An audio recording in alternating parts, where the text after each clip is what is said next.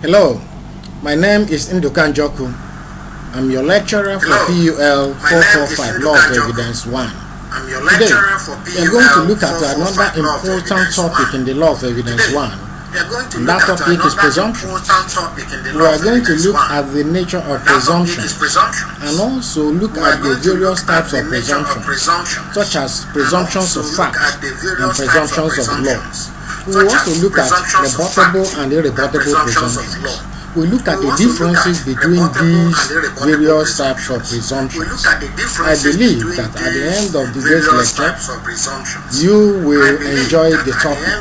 Thank you so much. You're welcome. You will enjoy the topic. Thank you so much. You're welcome. Like I pointed out a moment ago, we are discussing presumptions. We are looking at that concept, what it means and its nature, and the various classifications. My name is Nduka Njoku. At the end of this lecture, you should be able to explain the concept of presumptions, explain the presumptions of law and presumptions of fact, and distinguish between rebuttable and irrebuttable presumptions. The Evidence Act did not define what a presumption is, but we may say that a presumption is an inference which a court may draw in favor of a particular fact. Although the Evidence Act did not define what a presumption is, but it made provisions with respect to presumptions. It provided rules that govern presumptions under the Act. And those rules are to be found in Section 145 of the Evidence Act. Section 145 sub 1 says that whenever it is provided by this Act that the court may presume a fact, it may either regard such a fact as proved unless and until disproved, or may call for proof of it. So in this subsection, the court is given certain discretion in respect of a presumed fact. You may regard such a fact as proved unless and until it is disproved, or may call for proof of it. In Section 145 subsection 2, it provides that whenever it is directed by this Act that the court shall presume a fact, it shall regard such fact as proved unless and until it is disproved. Under Section 145 subsection 3, it provides that when one fact is declared by this Act to be conclusive proof of another, the court shall, on proof of the one fact, regard the other as proved and shall not allow evidence to be given for the purpose of disproving it. Under this subsection, unlike in the previous two subsections, the Evidence Act did not give the court any discretion. The court, once certain set of facts are proved before the court must presume that fact as having been proved, and therefore the court will not allow any evidence to be given or received in contradiction of the presumed fact. That presumed fact is deemed to be conclusive. Now let's look at the classification of presumptions. Now we have presumptions of law. Now presumptions of law are inferences which a court must draw from a given set of facts.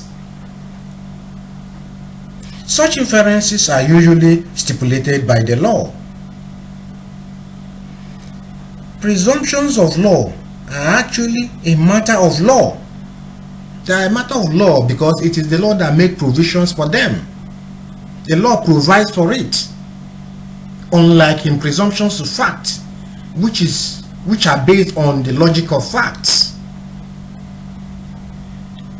Under that, you also have rebuttable presumptions.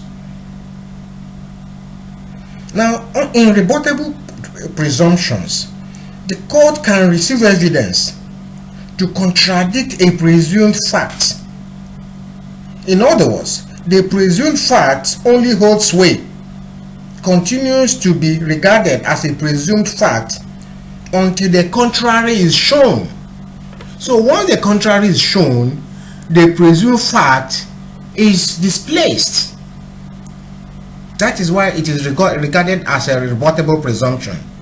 It can be contradicted. It can be displaced. Once another evidence is received to contradict it, that particular presumed fact is displaced. Now, you have irrebuttable presumptions. Now, irrebuttable presumptions are presumptions that are conclusive and absolute, and the court is not permitted to receive any evidence to contradict the presumed fact. That's why it is said that they are absolute, they are conclusive, and that the court cannot receive evidence to contradict the presumed fact. So that is why it is said it is conclusive. And if we look at section 1 to 45 subsection 3 of the Evidence Act 2011, it said when one fact is declared by this act to be conclusive proof of another, the court shall, on proof of the one fact, regard the other as proved, and shall not allow evidence to be given for the purpose of disproving it. If we look, for example, at the criminal code, we find that under the criminal law, a male child that is less than 12 years of age is presumed to be incapable of having carnal knowledge. And in that regard, once a male child falls under that particular age, the court cannot receive evidence to show that that child actually knew what he was doing. Consequently, a child under the age of 12 cannot be charged with the offense of rape, and the court will not receive evidence to show that in actual fact the male child knew what he was doing. The same applies to a child under the age of 7. The law presumes that that child is incapable of committing a crime, and therefore once a child falls under that particular age, under the age of 7, the court immediately assumes that child is incapable of committing an offense, and therefore cannot even receive evidence to show that at the time that child was committing that offense, he knew what he was doing, because it's already an irrebuttable presumption. In fact, irrebuttable presumptions are usually substantive provisions of the law, and some people believe that it's actually anomalous to regard them as presumptions. In the next slide, you'll be asked to provide an answer to a particular class activity in that slide. Discuss the nature of presumptions of law.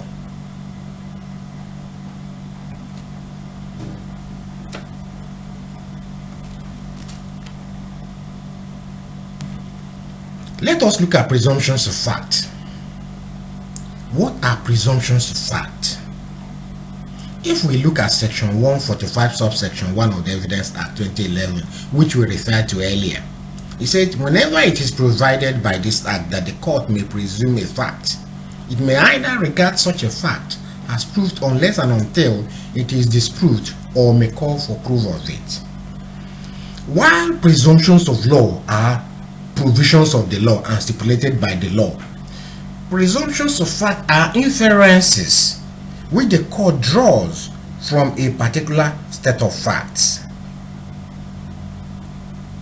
Presumptions of fact are logical inferences to be deduced from facts, while presumptions of law are matters of law. Presumptions of fact are matters of fact because they are based on logical facts. In other words, once those logical presumptions or inferences are drawn, they can also be displaced by evidence, and therefore presumptions of fact does not fall within the realm of irrebuttable presumptions, because they can be displaced, unlike irrebuttable presumptions.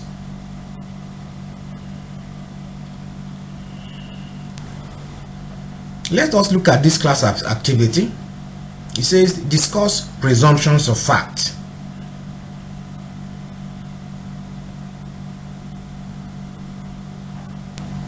In this lecture, we have looked at the concept of presumptions in evidence. We have said that although the Evidence Act did not define what a presumption is, but it makes specific provisions with respect to the rules that govern presumptions in section 145 of the Evidence Act 2011. And we have seen that presumptions can be classified into presumptions of law, which are matters of law and stipulated by law, and presumptions of fact, which are logical inferences. We have seen that presumptions can also be classified into rebuttable and irrebuttable presumptions. While rebuttable presumptions can be displaced by another evidence, irrebuttable presumptions cannot be displaced. They are conclusive and absolute. I hope you have enjoyed today's lecture. Thank you.